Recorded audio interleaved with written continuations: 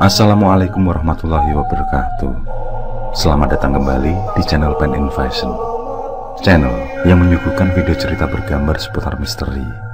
Simak terus video dari kami.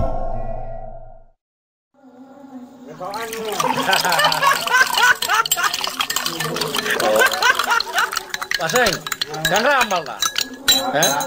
Gak pasang tak? Warung kopi itu tidak pernah sepi. Sejak pertama dibuka, pelanggan langsung berdatangan dengan sendirinya. Semula para pelanggan hanyalah berniat untuk coba-coba, tapi nyatanya malah kecanduan. Wedang kopi racikan Kang Miran itu sangatlah paten. Tidak hanya kalangan bapak-bapak saja yang selalu nongkrong di warung itu, tapi juga para kawula muda yang juga ikut meramaikannya. Lokasinya yang strategis, juga racikan kopi yang paten, membuat usaha Pak Miran itu tiada pernah redup. Setiap hari, warungnya selalu ramai, hanya saja tidak buka 24 jam. Mengingat masyarakat sekitar yang mayoritas petani, menjadikan Kang Miran enggan membuka warungnya di pagi atau di siang hari. Ia lebih memilih selepas maghrib sampai menjelang subuh untuk membuka usahanya itu, dengan pertimbangan tidak mengganggu pekerjaan masyarakat sekitar. "Ngopo kok balik gasi?" tanya Kang Miran pada Yanto yang merupakan pelanggan setia kopinya. Setelah membayar, Yanto segera bergegas untuk pulang tanpa menjawab pertanyaan Kang Miran. Jam dinding menunjukkan pukul 11 malam. Warung kopi Kang Miran masih dipenuhi oleh para penikmatnya. Walaupun hanya secangkir kopi, nyatanya bisa menjadi teman ngobrol sampai berjam-jam.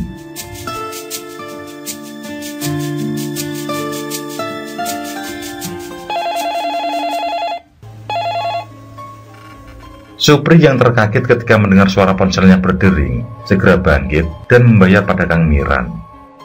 Istri dan anaknya di rumah yang belum bisa tidur menyuruhnya agar segera pulang karena waktu sudah mendekati tengah malam.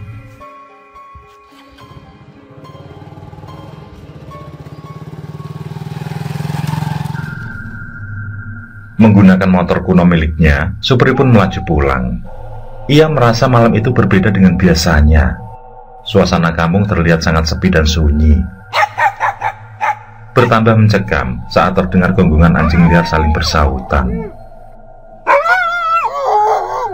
Ketika melewati lahan pertanian yang sudah ada beberapa rumah berdiri di sana, kira-kira di bangunan rumah nomor 2 dari gapuran masuk, Supri dikejutkan dengan sosok berdiri mematung.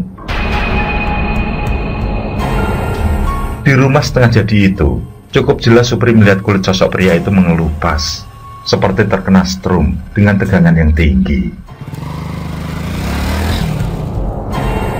Supri yang sebenarnya penakut langsung menarik gas motornya sekencang mungkin. Anehnya, sosok itu selalu terlihat di sepanjang pinggiran jalan.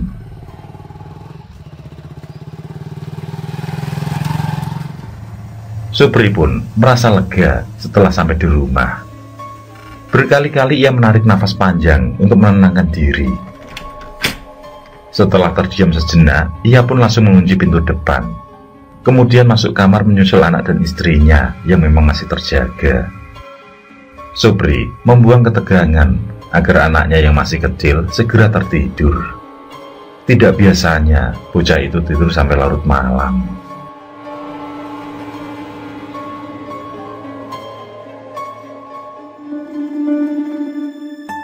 Di pagi harinya, suasana kampung ramai riuh saat diadakan kerja bakti. Sudah menjadi rutinan bagi warga kampung, yang mana setiap 2 bulan sekali di hari Minggu diadakan kerja bakti bersih-bersih lingkungan. Semua pun heboh dengan cerita yang disampaikan oleh Supri. Para warga mengira cerita Supri tentang apa yang dialaminya semalam hanyalah sebuah kisah untuk menakut-nakuti warga saja. Tapi hal tersebut dibantah oleh Pak Kadus, karena ia juga mengalami hal sama seperti yang dialami oleh Supri. Dan keduanya memberi kesaksian jika penampakan sosok pria yang berkulit mengelupas itu berasal dari lokasi yang sama, yakni rumah setengah jadi di perbatasan kampung. Rumah itu sengaja diberhentikan proyek pembangunannya dan dibiarkan mangkrak begitu saja. Dari kisah Supri yang diperkuat oleh Pak Kadus, salah seorang warga pun angkat bicara. Dia adalah Mbah Ali, yang mana dulu ikut dalam proyek pembangunan rumah mangkrak yang dimaksud. Dengan serius, warga pun mendengarkan alur kisah yang diceritakan oleh Mbah Ali.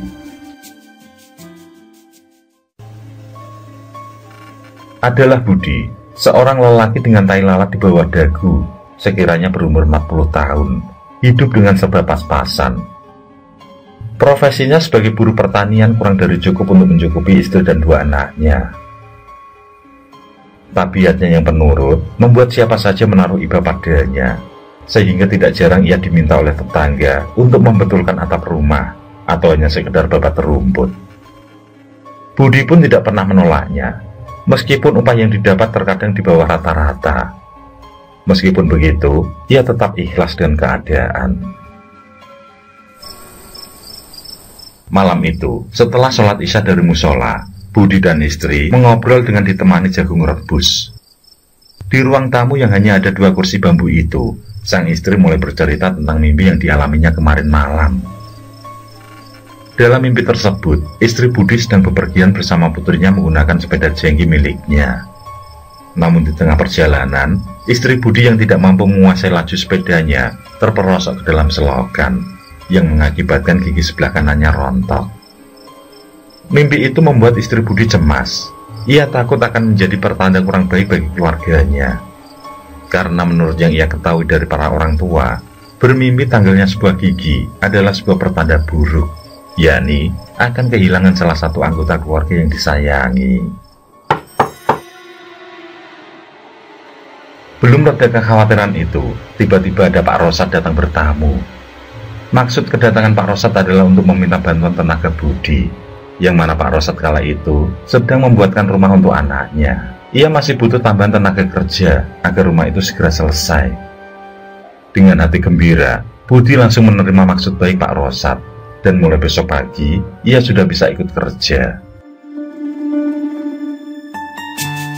3 hari ikut kerja sebagai kuli bangunan, semua rekan senang dengan pekerjaan Budi. Ia bukan tipe orang yang banyak bicara, namun kerjanya pasti. Hari itu setelah istirahat, sholat dan makan siang, Budi pun melanjutkan pekerjaan di tempat Pak Rosad. Kala itu Budi mendapat tugas untuk menarik blender dari atas. Akan tetapi hari itu menjadi hari naas bagi Budi.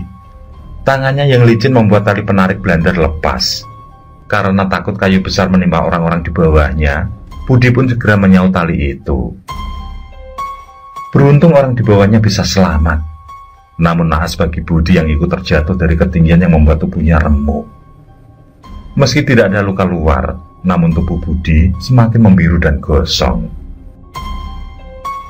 Pak Rosad yang panik segera meminta putranya untuk membawa Budi ke puskesmas agar segera mendapat perawatan. Namun mimpi istri Budi di malam itu benar-benar menjadi kenyataan. Suami yang menjadi pelindungnya harus pergi untuk selamanya. Belum tiba di puskesmas, Budi sudah terlebih dahulu mengembuskan nafasnya yang terakhir. Para warga yang mendengar berita di sore itu sontak menggemarkan kampung. Pak Rosad yang takut atas kejadian itu langsung pasang badan. Entah nanti tuntutan dari warga apa yang akan didapatnya. Ia akan menerima dengan lapang dada. Ia pun memberikan penjelasan kalau biaya pemakaman, acara 3 hari sampai 100 hari kematian Budi, nanti ia yang bertanggung jawab membiayai. Warga yang paham kalau yang menimpa Budi memang murni kecelakaan, merasa kalau Pak Rosad memang memiliki niat baik.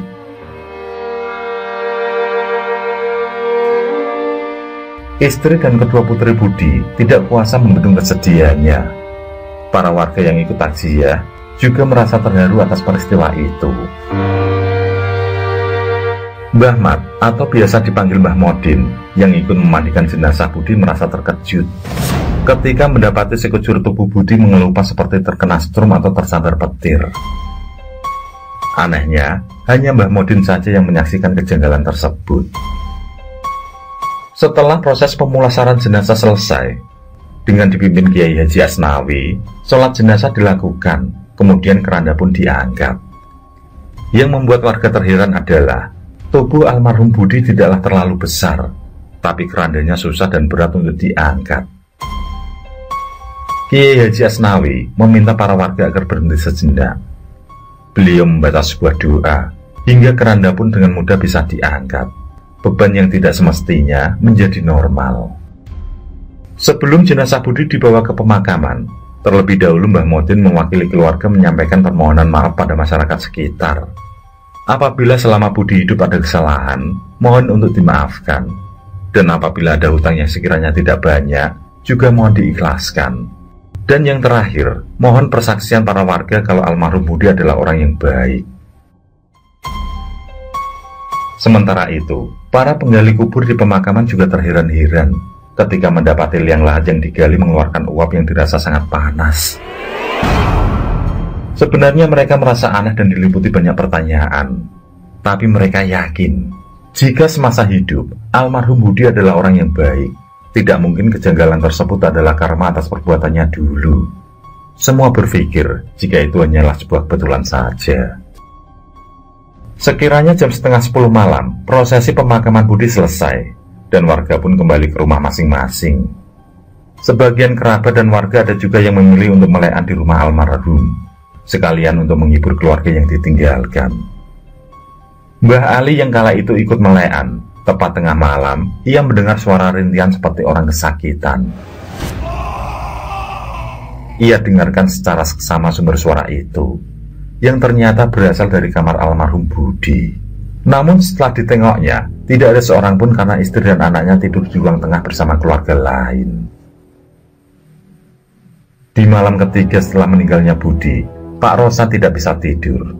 Ia sangat tidak menyangka kalau meninggalnya Budi, harus ia yang menjadi penyebabnya. Dalam keheningan malam itu, Pak Rosat mendengar pintu rumahnya diketok.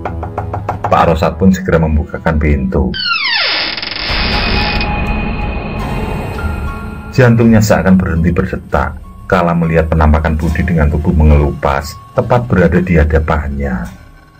Dengan gemetar, Pak Rosat meminta maaf dan segera menutup kembali pintu rumah. Ia kembali masuk kamar, tanpa memperdulikan suara pintu yang terdengar masih diketuk berulang-ulang. Di malam keempat meninggalnya Budi, Kiai Haji Asnawi yang siangnya ditemui Pak Rosat ketika selesai pimpin doa, sekali lagi memohonkan maaf apabila almarhum Budi semasa hidupnya ada kesalahan, dan teruntuk keluarga dan kerabat supaya mengikhlaskan kepergiannya agar arwah Budi tenang. Namun penampakan sosok yang mengerikan itu terus menghantui warga. Tepat di malam ke-7, Mak Saropah yang pulang dari musola mengikuti sholat isya berjamaah ditemui sosok yang mengerikan itu. Mak Saropah pun berteriak histeris kemudian lari terbirit-birit sembari menyenjing mukenanya. Penampakan Budi dengan kulit mengelupas pun menjadi wacana perbincangan warga. Yang selalu dipertanyakan adalah tentang kondisi sosok yang dianggap Budi tersebut. Padahal dari peristiwa kematiannya tidaklah ada sangkut paut dengan listrik ataupun api. Istri almarhum Budi mulai gelisah mendengar cerita dari para warga. Ia yakin kalau meninggalnya sang suami tidak ada hubungannya dengan sosok yang meneror warga. Sore itu, Pak Rosat mengunjungi rumah almarhum Budi.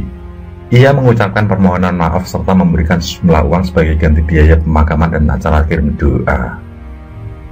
Istri almarhum Budi tidak bisa berucap apa-apa, selain memohon pada Pak Rosat agar teror yang menghantui warga itu bisa terselesaikan, dan nama almarhum suaminya tetap baik di mata masyarakat.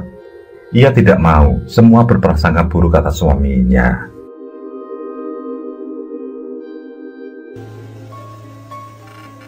Merasa bertanggung jawab, Pak Rosat pun mencoba mencari tahu apa yang sebenarnya menimpa Budi. Malamnya ia berkunjung ke rumah Mbah Kusen, seorang kiai yang juga sesepuh desa. Ia berbincang dan berkeluh kesah pada Mbah Kusen. Dari perbincangan yang menjurus tentang pembangunan rumah untuk anaknya, diketahuilah oleh Mbah Kusen jika hari yang digunakan mendirikan rumah itu adalah hari yang kurang baik. Sekali lagi, Mbah Kusen mencoba menghitung hari yang dipakai Pak Rosat untuk mendirikan rumah. Dan benar saja, memang hari itu menurut orang Jawa adalah Taliwangke. Dan juga ada yang menyebutkan kalau hari itu jatuhnya tiba iblis. Menurut perhitungan Jawa, hari itu pantang besar untuk memulai aktivitas baru, apalagi membangun rumah. Mbah Kusen yang paham akan perhitungan Jawa menuturkan, semua hal yang terjadi di muka bumi ini adalah kehendak Sang Pencipta. Namun sebagai orang Jawa, tradisi leluhur yang telah dibangun dan mengakar di masyarakat sebisa mungkin jangan dicampakkan, karena hal buruk bisa dipastikan akan mendatangi. Mungkin kejadian di luar nalar seperti meninggalnya Budi, mungkin bisa juga keluarga Pak Rosad yang mengalami kecelakaan. Mendengar penuturan Mbah Kusen, Pak Rosad pun meminta solusi agar teror mengerikan itu segera berakhir, agar ketakutan warga tidak berlarut-larut. Mbah Kusen meminta di malam Ahad depan, Pak Rosad datang kembali untuk menjemputnya.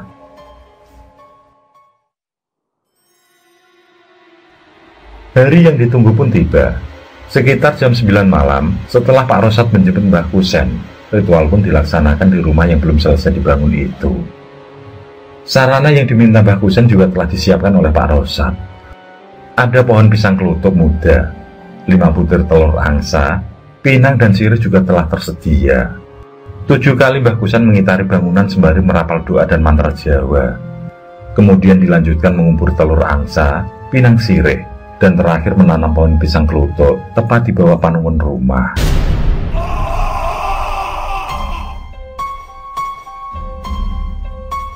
Beberapa saat selepas ritual, terdengar suara ledakan yang terasa tepat di telinga Mbah Kusen.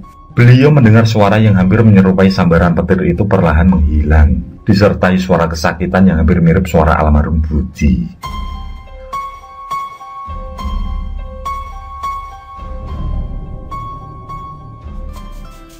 Pasca dilakukan ritual itu, warga sudah tidak lagi diganggu oleh sosok mengerikan. Pak Rosad sendiri memilih untuk membiarkan bangunan rumah yang hampir jadi itu tidak dilanjutkan pembangunannya. Tantangan bagi siapa saja yang melewati bangunan itu, jika tidak ingin dihantui sosok penunggu adalah tidak boleh merasa sok berani atau gemendel. Setelah beberapa tahun berlalu, teror sosok tersebut kembali dijumpai Sobri dan beberapa warga lain termasuk Pak Kadus. Menurut Mbah Ali, mungkin saja orang yang ditemui memang gemendel atau sok berani dengan makhluk tak kasat mata. Ia pun menyarankan agar menemui Mbah Kusen untuk menyempurnakan ritual yang pernah dilakukan dulu.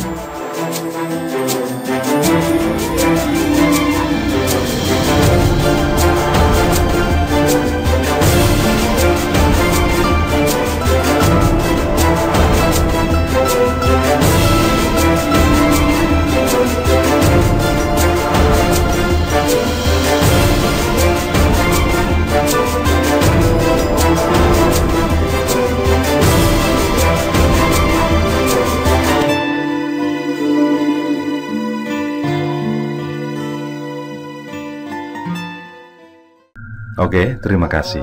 Semoga kawan-kawan terhibur, dan untuk ke depan, semoga channel ini bisa lebih baik lagi. Akhirul kalam, wassalamualaikum warahmatullahi wabarakatuh.